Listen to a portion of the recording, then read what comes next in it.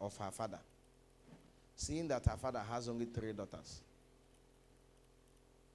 and no son. They feel they can use this as a strategy to gain entrance. That the whole thing is his asset. And that for her, she doesn't need the house. She already has her own house. The sisters are doing very well. All of them are doing well. She doesn't need the house. So anybody that wants a house can take. I say no. Even if you don't need the house, keep it. I know the kind of warning, the kind of advice they give you. If it is my inheritance, I'm ready to fight. You can't take my inheritance. The Bible does not advise you to let go of your inheritance. Inheritance is different from property. Right. Instead of doing it, I might decide to just leave the fight because it's not necessary. But my father's house will fight to the end. I said, no, secure the inheritance and keep it. You don't need it, but it should be under your control. You decide who stays there. It's not by manipulation. So when I told this story, don't encourage. It's wise to just, I say that's not wisdom.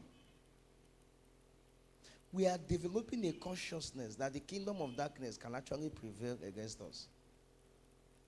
Because the fight that will happen over that property is not physical. If it's physical, this family will crush them. It's spiritual. They will probably carry her picture or carry her shoe or carry her clothes to go and do something. I like that kind of fight. I say, if it is my father's house.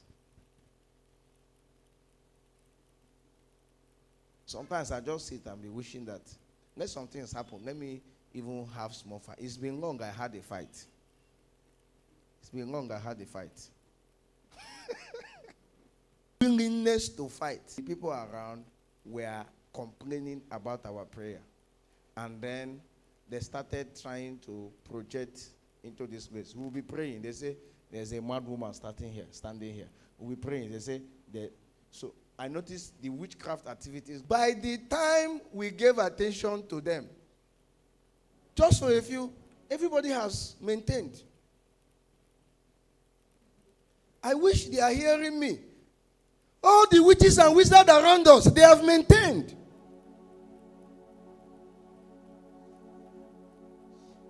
If it is fight, the Bible says, resist the devil, he will flee. Keep negotiating with him out of wisdom and doing all of that. It is a quality of a soldier. Once they carry fight, as I was traveling this morning, attempt to overtake them. Because I don't want to know what it will be. So I just respected myself. They tried to because the road is like this. Around Nkwago side, the road is like this. So he tried to negotiate that. He now looked as if he blocked them. So from the back, they were already telling him whack, looking for the next space. As soon as they got space and God, they took pure water, about 3 of them, stone and for the guy here. The pure water just they burst one by one. And they cleared. The guy accepted the water with all. Soldiers are always ready to fight. Just pass checking point. I say, why are you wasting time here? They say, stop. Everybody calm down. And nobody will be talking again. They are even looking at you to know if you are angry with what they are doing. Whether your face is showing you are angry, then you have to adjust your face. Yeah. Well done, soldier. Well done, soldier. There is always a willingness to change it for. You know the boldness. You know why they know they will win you. They know they will pieces you. Just bring it on. Whoever you are, they are always winning because they know they will. That is the mindset that God gave the church. We are not supposed to be the one running away from satanic warfare. It's Satan that should be afraid when the church comes into their territory. But it's now the reverse is now the case. He told Jeremiah, say, I'm somewhere now. Okay. He told Jeremiah, say, the kings, the princes, the priests, and all the people of the land will fight you, but they will not be able to prevail. Have that consciousness. It doesn't matter who is fighting.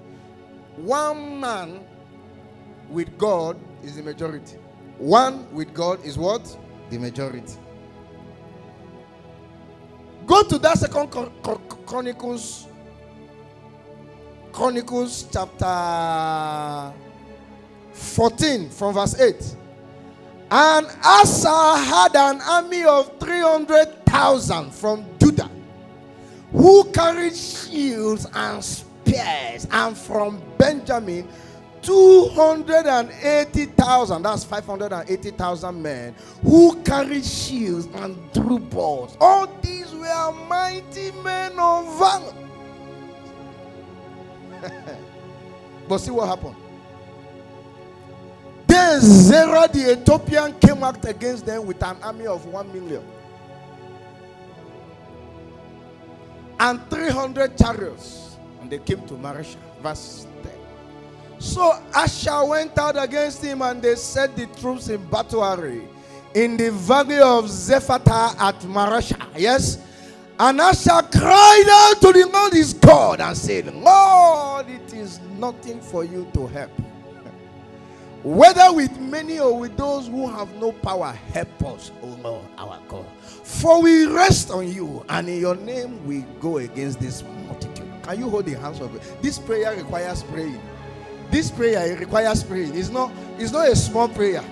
Let's take it again. He cried out to the Lord and said, Oh Lord, it is nothing for you to help.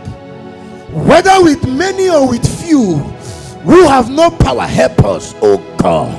For we rest on you. That's the kind of, it sounds like the kind of prayer I pray. It sounds like the kind of prayer. Help us, O God. We are few, but there are many. But with your help, we can conquer. We can conquer.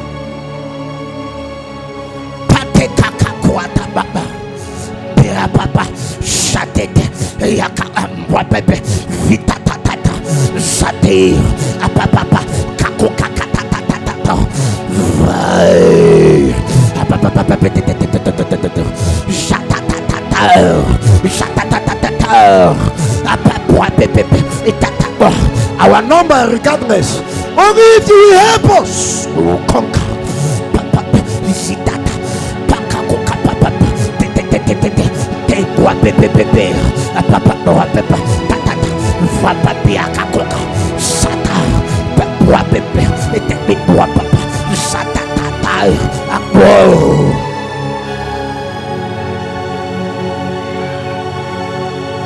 In Jesus' name, because of time. God, you are our God. Do not let man prevail against you. It's not. You see, this man praying came out with mighty men of valor. You saw their CV. Men that are good with shield and with bow. Mighty men of valor. They have a history of fighting. But they never go without calling on God. Ebenezer, my helper is here. My helper, go ahead of me. You those who have no. So the Lord, you see, you would think they didn't fight. Oh, when you read this, you think they didn't fight. After the prayer, God now struck them and everything ended, because that's how we like it. That's like how we want to believe it. So the Lord struck the Ethiopians before Asa, and Judah and the Ethiopians fled. Verse. And Asa and the people who were with him pursued them together. So the Ethiopians, and I say, well, that's what happens. And they plundered all the cities, for there was exceedingly much spoil in there. One more scripture, that is in Numbers chapter 22. Numbers chapter 22 from verse 1. Numbers 22. Then the children of Israel moved and camped in the plains of Moab, on the side of the Jordan across from Jericho. Now there's of the people, because they are of Israel. This is how Satan should be. This is how Satan should be treating the church. This is the kind of fear that should catch Satan when the church comes to the scene. Verse 4. So Moab said to the elders of Midian, now the company will lick up everything around us, as an ox licks up the grass of the field. And Balak the son of Zippor was king of the Moabites. Verse 5. Then he sent messengers to Balak the son of Beor, which is near the river, of course, to call him saying, look, a people has come from Egypt. See, they cover the face of the earth, and they are settling next to me. Now, one more verse. Therefore, please come at once. Curse these people, for they are too mighty for me. That's the reputation. Perhaps I shall be able to defeat them. Put it in Old King James. Old King James, this verse. He said, peradventure I shall prevail. It means it's not guaranteed. It is possible. And the possibility lies with those two things I mentioned. Either you curse the hand of God out, or they come with them. Balaam could not curse them. You remember now? And of course. But the point is, you must have the strength to prevail. You must be mighty in warfare. You must be mighty in warfare, mighty in battle. So attribute number 3. Bravery and courage. Bravery and courage. Okay, you don't have a note. Next time, make sure you come with one. Attribute number 3. This one will take me time. What did I say?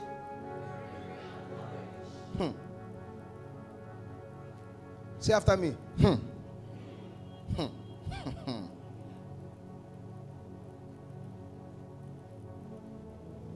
What does it mean for somebody to be brave?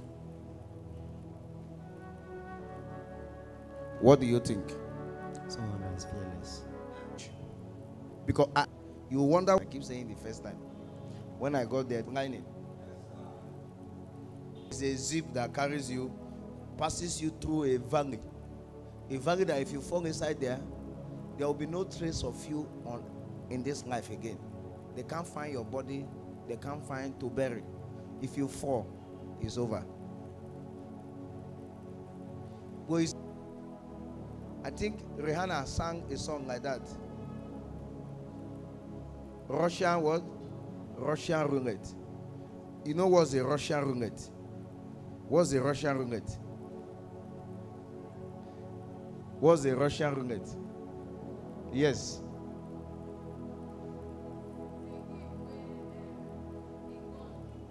Play that game.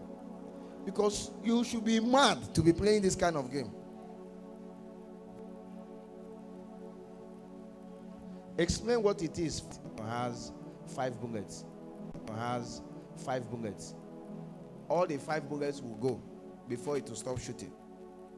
But if a revolver has 5 bullets, it's not shoot it all the 20.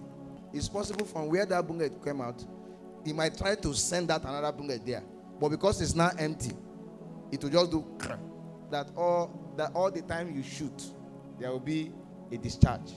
So they just take one bullet and put in one. Yeah, that's what you're saying now. So explain further. You are the one explaining to us. Just a few minutes. This matter now, able to prevail in some warfare. What's the opposite of a brave person? And cowards usually call brave people proud. Anyway, yes. This point, follow me, all of you. Yes. So I think you've explained it to a very large extent. So yes, what now happens in the game? I just explained the revolver. Okay. So the people playing chess. Yes. And so anybody that. So you take the gun and they will put it on your forehead. Nice. They pass it to the next person. If you want to play that kind of game, what you will win might be able to crash. Oh, they will clap for you. You have won. The next person, crack. 4 will die before it's legal. Liberty Junction, Mitch, on Subway is far. Maybe even a boy in a hotel. From here, they will pass you on the zip. From here to a boy hotel is only valley. You will pass. On the other side. They will first of all measure your. Before you play the game, they go, because some people for us is that before you go there, There are two things you will do. You go and sign your death warrant. The reason I went, as soon as normally I feel it's wisdom not to play this game. But I now said, how can these girls be doing this thing and I will not do it? As I'm standing there, up to 20 people have gone successfully. I say, why will I not experience this thing? Because for the game, they now give you the form, you now sign. Give them your means of ID, they will photocopy and attach it to your form. That's in case you die. They show it as proof that you accepted to die. That they didn't kill you. Then when you finish signing, they now move you to the one that doesn't have risk for training. They train you. They train. You put your hands behind. You don't keep your hands like this. If you keep your hand like this, the thing won't be able to carry you through. You only keep your hands like this. When the speed is too much, you now see you're about to jam the other one. You put your training. Until he certifies you that you have learned, you keep there. You keep doing it. Once he certified me. He said, yes, you will do it. He said, go again. Go again. He certified me. And I'll queue up for the main one. Heart is doing like this. Boom, boom, boom, boom, boom, boom. The next person pass. Phew. 3, we kid you. Just game. It is a game of no baker. It's a test of bravery, my brother. In the meet like this, you say, Lord, there is no survivor to you. If you see valley, hey! Some people do it across water. So when you fall inside the water. So they can never recover you. But valley, where they go see bone. Once you enter that valley, the wild animals there will just feast on you, and all the lions there just like testing. It's like, have you seen where they are testing suya? You go to buy suya and say, give me testing. Testing. Waiting for more. Bravery. What of courage? What is courage? What's courage? It's a boldness. You have heart. You say you have heart. So, person that doesn't have courage does not have heart. He's heartless. What is courage? Whereas the brave man is fearless. The man with courage. Usually, the brave man has courage. The man with courage has fear. But the fear does not stop him from advancing. Courage, they say, is advancing in spite of your fears. So it's not as if you are not afraid. You are still fighting nonetheless. Your fears was not enough to stop you from fighting. Reduce the volume. Reduce the volume.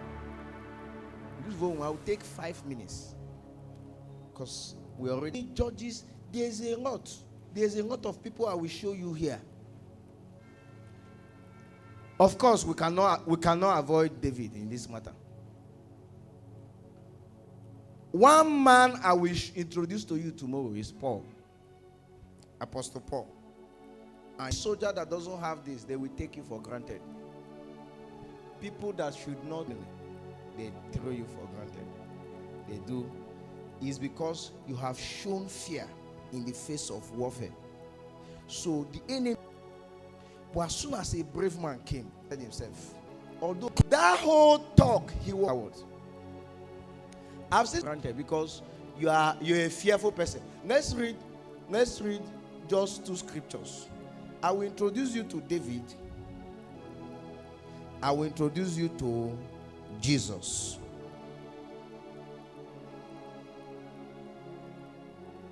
And I will introduce you to Gideon. With these 5 introductions, I will drive the point home. There are too many that I can, if I want to do every task 7.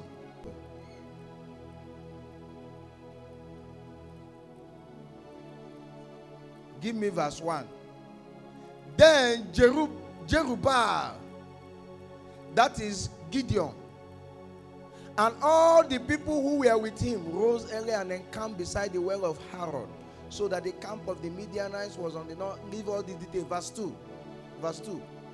And the Lord said to Gideon, pay attention. The people who are with you are too many. Usually, number should be a factor in victory. But the issue is that if you have too many number of fearful people, you are disadvantaged. You people are many, you are 100, but 80 people are afraid. You are disadvantaged. So God said, there are too many for me to give the Midianites into their hands, lest Israel claim glory for itself against me, saying, verse 3. Now, therefore, proclaim in the hearing of the people, saying, whoever is fearful and afraid. Say after me, whoever is fearful and afraid. Let him turn and sign up for battle. Am I not a Philistine? And you, the servants of Saul, choose a man for yourselves and let him come down to me. Verse 9. If he is able to fight with me and kill him, then we will be your servants. But if I prevail against him and kill him, then you shall be our servants. As if victory may not come to you.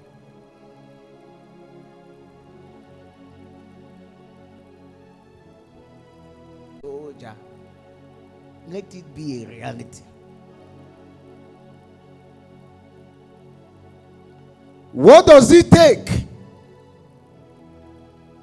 The spirit of bravery, the spirit of courage. That's what was working in Caleb and Joshua. While other people were saying, we are like grasshoppers in their face. Kai, didn't you see them? They are giants. We are unable to go against them. He said, Kai, let's stop talking and advance immediately. Give me this mountain and I will take it. I pray for everyone here. Do to us what it will take for us to be numbered in the army. In the name of Jesus.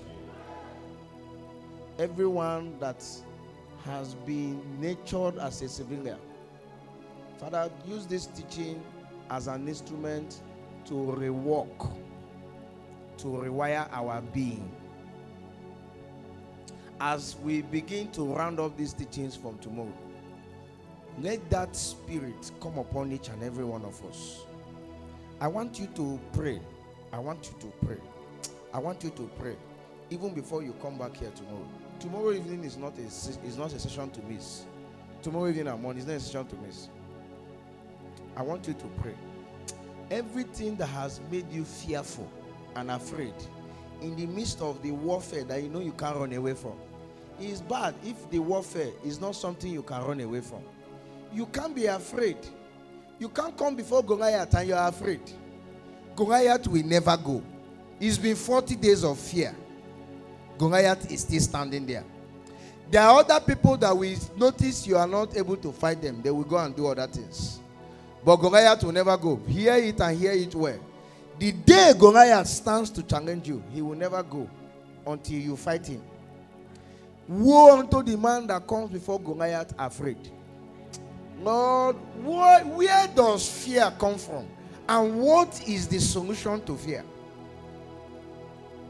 I yield myself for a surgery. Give me a heart. Give me that man. This man of David will announce to you that there is no Christianity without warfare. Stop running away from warfare. Get what it takes to win. You have advantage as a soldier of Jesus Christ. You cannot be the one running away from Goliath. You should be the one advancing. Can you pray in the spirit for 1 more minute, even as we close now? It is only though warfare. You may not be victorious on that. From pillar to post, from experience. You remain in defeat. You should have noticed that to me. You know you're a coward. Fear people that we have. So on Tuesday, on Wednesday, we'll take another session before we go. Let's even ask. For the people that went, how difficult was it to go on evangelism without preparing? And the testimonies that came from it. So it has to be sustained.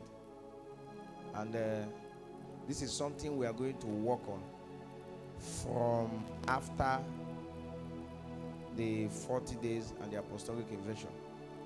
I also want to announce that Apostolic Invasion is on Friday and Saturday. The fasting on Tuesday and Wednesday will end by 3 p.m. because of the night 6 hours. So Apostolic Invasion is Friday and Saturday. On Monday, there is pause. It is a very important pause. Are you hearing what I'm saying? Use this week and wash your boots, brothers. Wash your jersey. Because the kind of ball I want to play that Monday is currently, what I will do that day? What I will do that day? I know we can't trust our sisters. We can't bank on them. Because it appears that the set of sisters that will do exercise has not come to BRA. So while we look forward to that set, we'll keep interceding for the ones we have. That by chance, God can decide to put his hands upon them and turn them into another man. If you have your offering, you might give your offering. Make sure you support. Online people don't give offering. I have said it over and again. Make sure you give. If you have food, make sure you share. Are you with me? The wedding I went for, I wanted to collect food for 10 brothers, but there was no takeaway. If you see chicken, is a Canubian's granddaughter that wedded today. And she asked me to come.